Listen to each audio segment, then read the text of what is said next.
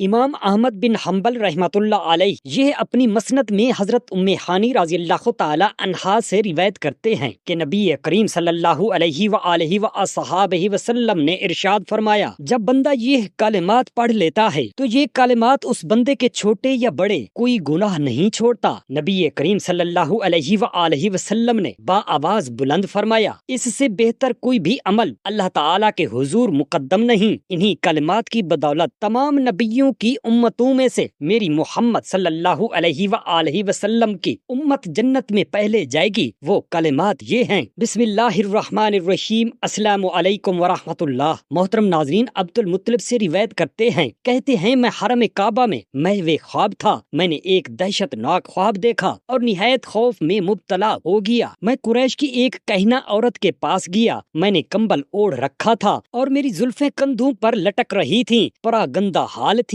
کہنہ عورت نے میرے چہرے سے افسردگی محسوس کر لی۔ میں ان دنوں اپنی قوم کا سردار تھا۔ کہنے لگی، ہمارے سردار کا کیا حال ہے اور چہرے کا رنگ کیوں بدلا ہوا ہے؟ کوئی حادثہ تو نہیں ہو گیا؟ میں نے کہا، ہاں، ان دنوں لوگوں کی عادت یہ ہوتی تھی کہ ہر آنے والا شخص سوال کرنے سے قبل اس کہنہ عورت کا دایاں ہاتھ چومتا اور پھر اس کے سر پر ہاتھ رکھ کر اپنا مدعا بیان کرتا۔ میں نے اپنے مقام و مرتبہ کا لحاظ رکھتے ہوئے ایسا نہیں کیا اور سیدھا بیٹھ گیا۔ میں نے کہا، آج رات میں نے حرم کعبہ میں سوتے ہوئے خواب دیکھا ہے کہ زمین سے ایک درخت نمودار ہوا جس کا سر آسمان تک جا پہنچا اور اس درخت کی ٹہنیاں مشرق و مغرب تک پھیل گئیں۔ وہ درخت سورج سے 70 گنا زیادہ روشن و منور تھا۔ پھر کیا دیکھتا ہوں کہ سب عرب و عجم اسے سجدہ کر رہے ہیں اور اس کا نور مسلسل بڑھتا جا رہا ہے۔ میں نے دیکھا قریش کے کچھ لوگ اس درخت کی ٹہنیوں سے لٹک گئے ہیں اور قریش ہی کے کچھ لوگ اس درخت کو کاٹنے کے لیے لپکے، لیکن جب قریب ہوئے تو ایک نہایت حسین و جمیل نوجوان نے، جس سے بڑھ کر میں نے خوبصورت اور بہتر خوشبو والا کوئی نوجوان نہیں دیکھا، انہیں مار بھگاتا ہے، ان کی پسلیاں توڑ دیتا ہے اور آنکھیں باہر نکال دیتا ہے۔ میں نے بھی ہاتھ بڑھایا کہ اس کی کسی ٹہنی کو تھام لوں، مگر اس نوجوان نے مجھے روک دیا۔ میں نے کہا، کس کا نصیب ہے؟ کہنے لگا، انہی کا نصیب ہے جو اس سے لٹک گئے ہیں اور تم سے سبقت لے جا چکے ہیں۔ میں گھبرا کر خواب سے بیدار ہو گیا۔ عبد المطلب کہتے ہیں، یہ سنتے ہی کہنہ عورت کا چہرہ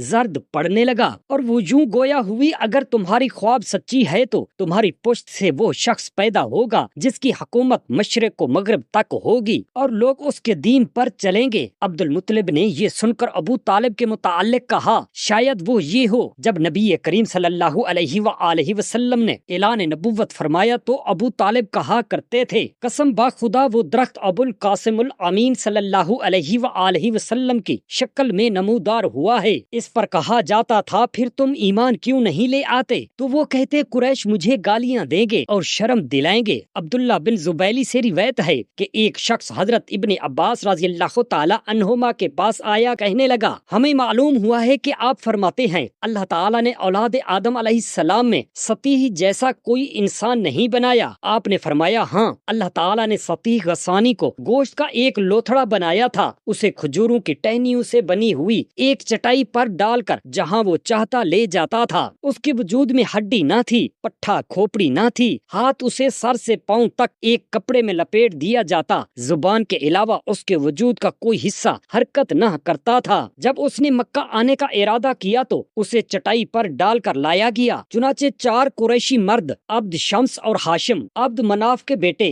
حوس بن مہر اور عقیل ابی وقاص، اسے آزمانے کے لیے اپنا نسب بدل کر اس کے پاس آئے، کہنے لگے، ہم بنو جمع سے تعلق رکھتے ہیں، ہمیں تمہارے آنے کی اطلاع ملی ہے تو ہم تمہاری ملاقات کو چلے آئے ہیں، یہ ہمارا اخلاقی فرض تھا۔ پھر عقیل نے ہندی تلوار اور دینی برچھا بطور ہدیہ پیش کیا، جسے بیت الحرام کے دروازے پر رکھ دیا گیا تاکہ معلوم کر سکیں کہ سطیح کو ان کی خبر ہوتی ہے یا نہیں۔ سطیح کہنے لگا، عقیل مجھے اپنا ہاتھ دکھاؤ۔ اس نے ہاتھ آگے کیا تو وہ کہنے لگا، اے عقیل، قسم ہے راز جاننے والے اور گناہ معاف کرنے والے کی، اور قسم ہے پورا ہونے والے وعدے اور حضرت ابراہیم علیہ السلام کے تعمیر کردہ کعبہ کی، تم میرے پاس ہندی تلوار اور دینی برچھے کا تحفہ لائے ہو۔ کہنے لگے، سطیح تم نے سچ کہا۔ سطیح نے کہا، قسم ہے اس کی جو خوشی لاتا ہے، قوس قزح بناتا ہے، صبح خرام و روشن گھوڑے پیدا کرتا اور خشک و تر خرما دخل اگاتا ہے، کو اجدر اڑا برکت لایا اور یہ خبر لایا کہ آنے والے لوگ بنو جمع سے نہیں، پتھریلی زمین مکہ میں آباد قریش سے ہیں۔ انہوں نے کہا سطیح تم نے سچ کہا، ہم بیت الحرام کے رہنے والے ہیں، تمہارے علم کا شہرا سن کر تمہاری ملاقات کو بے تاب ہو گئے تھے، اس لیے ہم تمہارے پاس چلے آئے، ہمیں بتلاؤ کہ ہمارے دور میں اور اس کے بعد کیا ہونے والا ہے، شاید تمہیں اس کی خبر ہو۔ کہنے لگا اب تم نے سچ کہا تو اللہ تعالیٰ نے جو مجھ پر الہام کیا ہے مجھ سے لے لو۔ اے اہل عرب تم بڑھاپے کے دور میں ہو، تمہاری اور عجم کی ایک جیسی بصیرت ہے،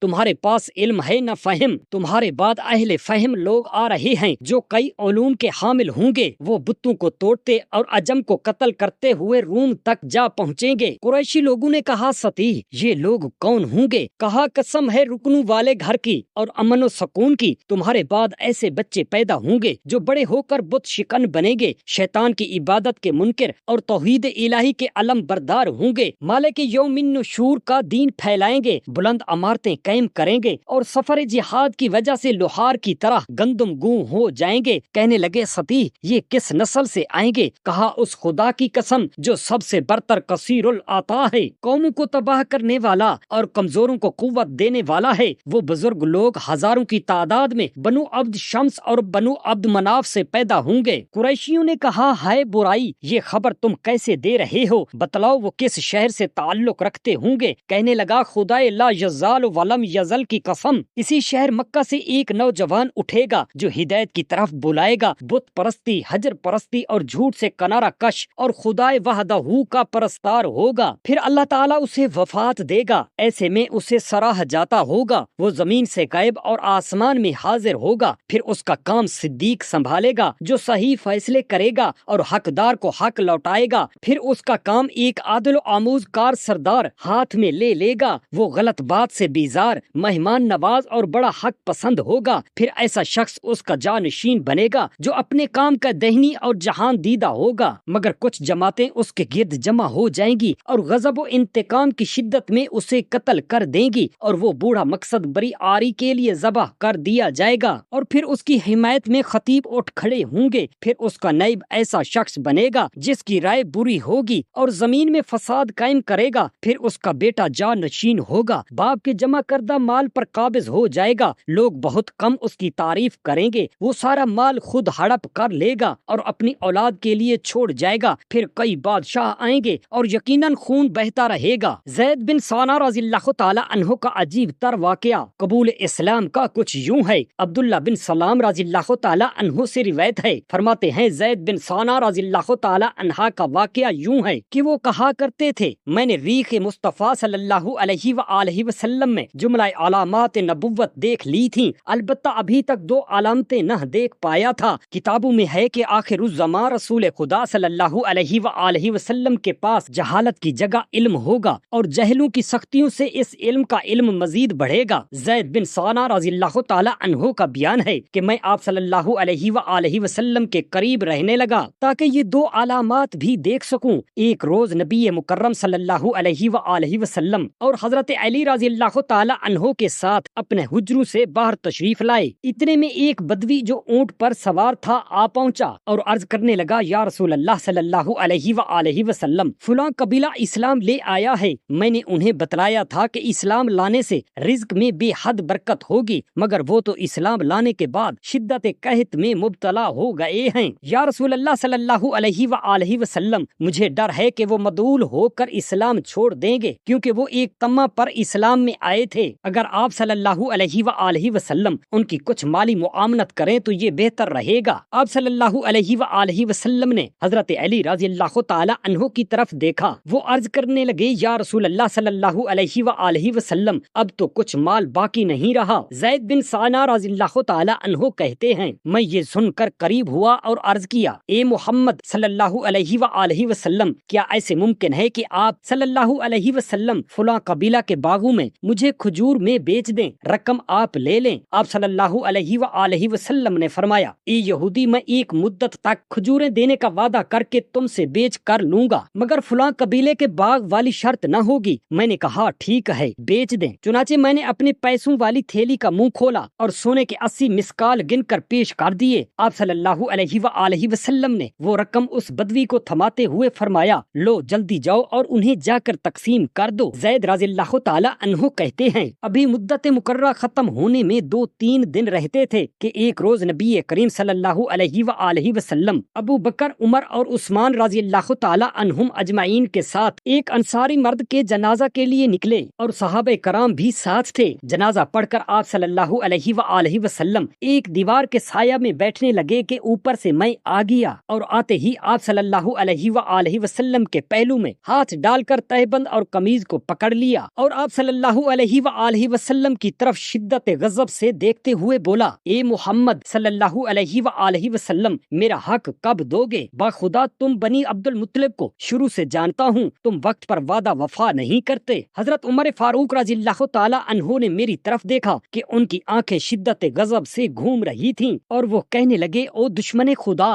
ہمارے سنتے دیکھتے تو نبی کریم صلی اللہ علیہ وآلہ وسلم سے یہ سلوک کر رہا ہے۔ اس خدا کی قسم جس نے ان جیسا رسول بھیجا، اگر مجھے پاس ادب نہ ہوتا تیرا وجود اب تک سر سے بے نیاز ہو چکا ہوتا۔ نبی اکرم صلی اللہ علیہ وآلہ وسلم بڑے وقار و طمانیت سے حضرت عمر فاروق رضی اللہ تعالی عنہ کی طرف متوجہ ہوئے اور مسکراتے ہوئے فرمایا، اے عمر، مجھے اس یہودی کو تمہاری اس گفتگو کی ضرورت نہ تھی، تمہیں چاہیے تھا کہ مجھے جلدی وعدہ وفا کرنے اور اسے نرم برتاؤ کرنے کے لیے کہتے۔ اب جاؤ اور اسے اس کا حق دے دو، اور تم نے جو اسے عطاب کیا ہے اس کے عوض میں 1 سا کھجور مزید دو۔ زید کہتے ہیں عمر رضی اللہ تعالی عنہ مجھے ساتھ لے گئے، میرا حق دیا اور میرے حصے میں مزید 1 سا ڈال دیا۔ میں نے کہا، یہ اضافہ کس کے لیے؟ کہنے لگے، مجھے نبی کریم صلی اللہ علیہ وآلہ وسلم نے ایسا کرنے کا حکم دیا ہے تاکہ تم پر میرے عطاب کا عوض ادا کیا جائے۔ میں نے کہا، آپ مجھے جانتے ہیں؟ کہنے لگے، نہیں، تم کون ہو؟ میں نے کہا، زید بن ثانہ۔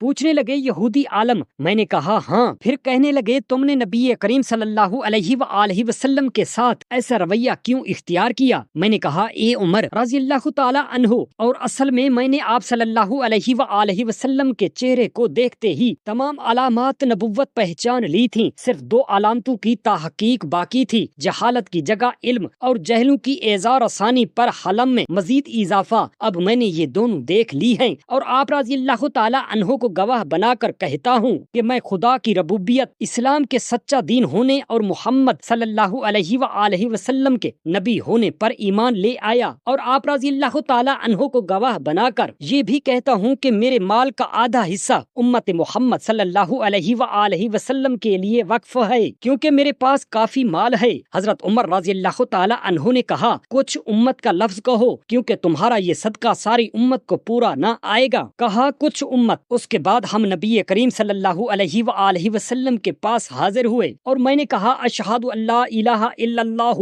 و اشہد ان محمدن عبدہ و رسولہ۔ راوی کہتا ہے، اس کے بعد حضرت زید رضی اللہ تعالی عنہ نے کئی جنگوں میں نبی کریم صلی اللہ علیہ وآلہ وسلم کا ساتھ دیا اور غزوہ تبوک میں داد شجاعت دیتے ہوئے جان آفرین کے سپرد کر دی۔ خدا ان پر کروڑوں رحمتیں برسائے، آمین۔ امام احمد بن حنبل رحمۃ اللہ علیہ یہ اپنی مسند میں حضرت ام ہانی رضی اللہ تعالی عنہا سے روایت کرتے ہیں کہ نبی کریم صلی اللہ علیہ وآلہ وسلم نے ارشاد فرمایا، کلمہ طیبہ لا الہ الا اللہ محمد الرسول اللہ کوئی گناہ نہیں چھوڑتا اور اس سے بہتر کوئی بھی عمل اللہ تعالیٰ کے حضور مقدم نہیں۔ انہی کلمہ کی بدولت تمام نبیوں کی امتوں میں سے نبی کریم صلی اللہ علیہ وآلہ وسلم کی امت جنت میں پہلے جائے گی۔ سبحان اللہ۔ اللہ تبارک و تعالی ہم تمام مسلمان بہن بھائیوں پر کلمہ طیبہ کی رحمتیں اور برکتیں نازل فرمائے، آمین یا رب العالمین۔ لا الہ الا اللہ محمد الرسول اللہ۔